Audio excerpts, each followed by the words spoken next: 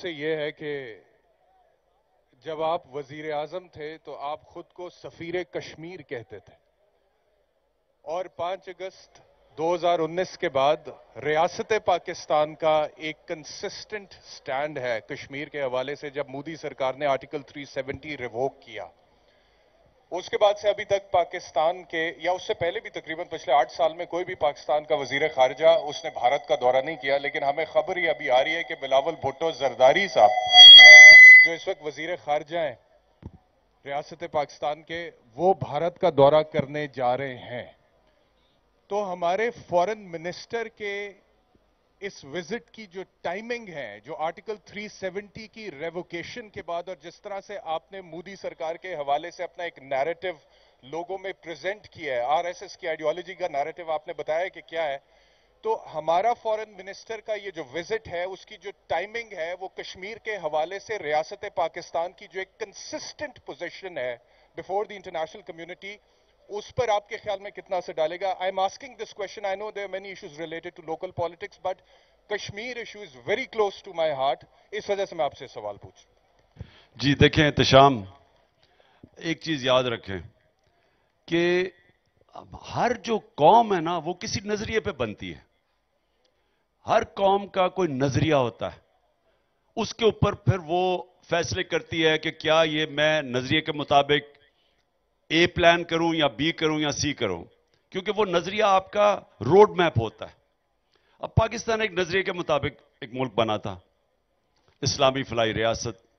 उसमें हमने हिंदुस्तान के मुसलमानों से, हमारे बड़ों ने वादा किया था कि हम एक वो मुल्क बनाएंगे जिसमें अदल और इंसाफ होगा, जिसमें इंसानियत होगी, जिसकी आजाद फॉरेन पॉलिसी होगी, क्योंकि वो सॉवरन होगा।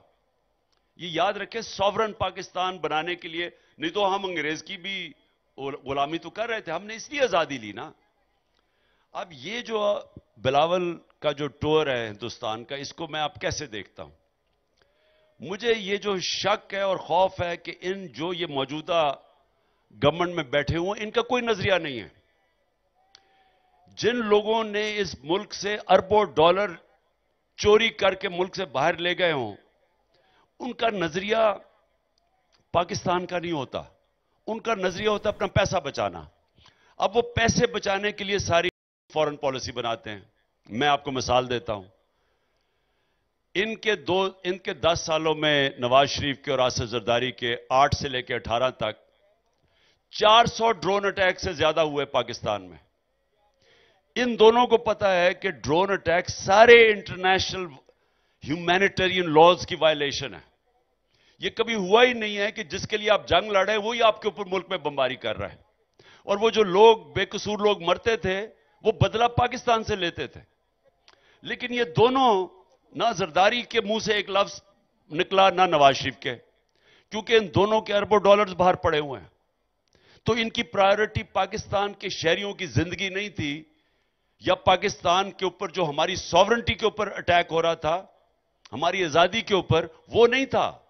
इनकी प्रायोरिटी थी इनका जो 12 अरबों डॉलर चोरी करके बाहर पैसा भेजा हुआ है, जो ये बड़े बड़े महलों में रहते हैं, बड़ी बड़ी गाड़ियां चलाते हैं, बड़ी बड़ी प्रॉपर्टीज है इनकी।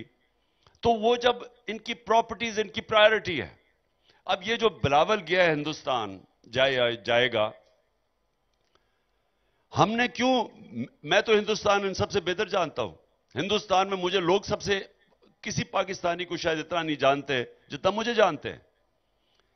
लेकिन मैंने क्यों 5 अगस्त के बाद फैसला किया कि हमने सारे ताल्लुकात तोड़ने हिंदुस्तान से?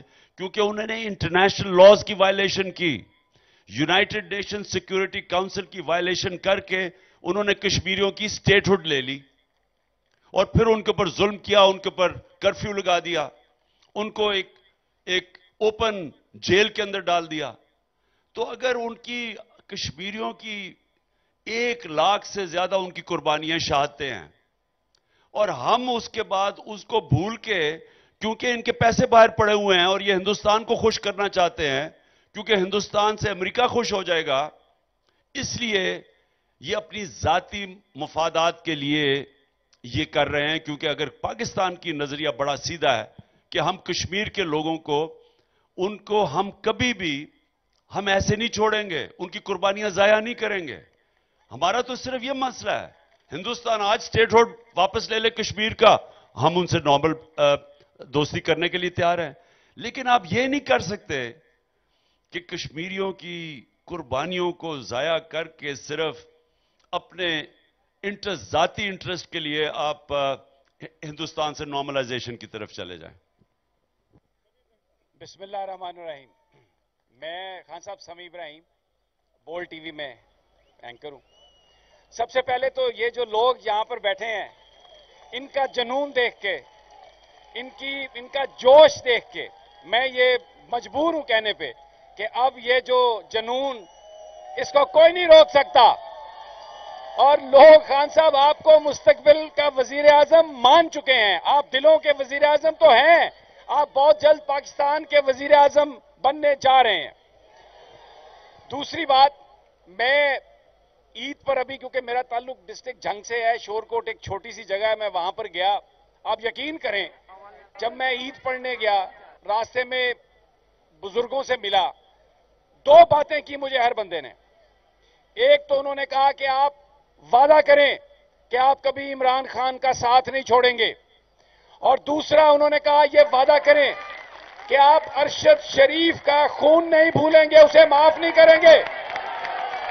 اور پھر ہر بندے نے یہ کہا کہ آپ کی عمران خان صاحب سے ملاقات ہوتی ہوگی, ہم تو نہ ان سے مل سکتے ہیں, نہ انہیں ٹی وی کے علاوہ دیکھ سکتے ہیں, آپ پلیز ہماری طرف سے انہیں دعائیں دیجیے گا, سلام دیجیے گا, اور کہیے گا کہ ہم آپ کی ایک اپیل پر اپنی جان دینے کے لیے تیار ہیں.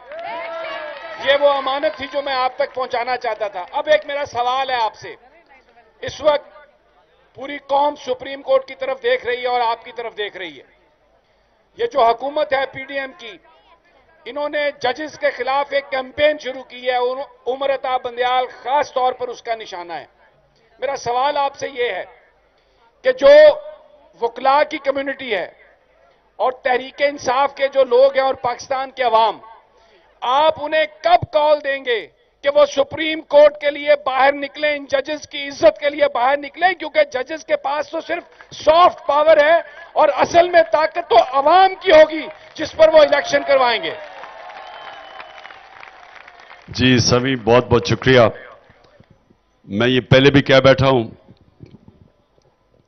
کہ اگر حکومت نے سپریم کورٹ کے فیصلوں کو نہ مانا, اور سپریم کورٹ کا کام ہے کہ آئین کی عوام کے سامنے انٹرپریٹیشن کریں کہ آئین کیا کہتا ہے, تو اس کا مطلب کہ اگر یہ اس خوف سے کہ عمران خان آ جائے گا تو لہٰذا الیکشنز ہی نہ کرواؤ اور آئین کے خلاف چلے جائیں اور سپریم کورٹ کے خلاف چلے جائیں, تو آج میں ساری قوم کو کہتا ہوں, آپ کے پاس اور کوئی دوسرا راستہ نہیں ہے سوائے سڑکوں پہ نکل کے احتجاج کریں.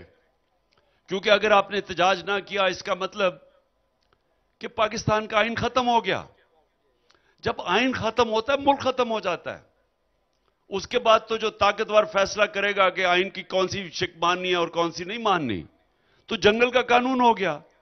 تو یہ تو آپ نے سب نے, ساری قوم کو میں کہہ رہا ہوں کہ اپنے بچوں کے مستقبل کو بچانے کے لیے, اپنے ملک کو بچانے کے لیے, ہر وہ پاکستانی کو میں کہہ رہا ہوں آپ کو نکلنا پڑے گا جنہوں نے پیسہ چوری کر کے باہر ملکوں کے اندر ڈالرز نہیں رکھے ہوئے, جن کا جینا مرنا پاکستان میں ہے, ان سب کو نکلنا پڑے گا.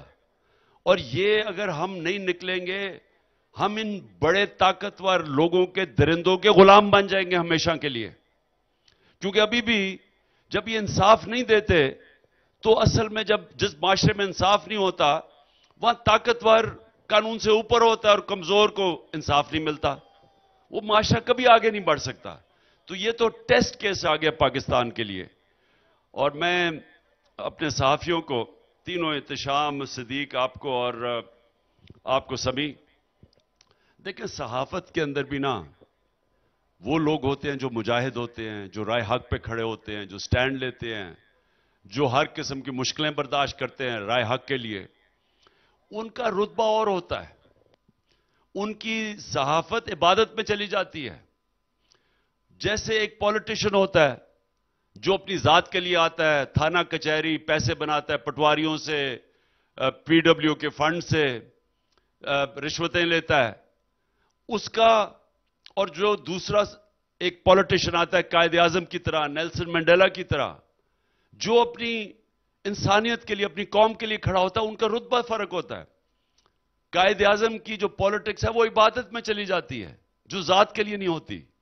اور اسی طرح جس طرح آپ کی صحافیوں کی، اسی طرح وہ ڈاکٹر جو اپنا ٹائم دیتا ہے، مفت مریضوں غریبوں کا علاج کرتا ہے، اور دوسرا ڈاکٹر جو پیسے بنانے لگا، ان کا رتبہ فرق ہوتا ہے.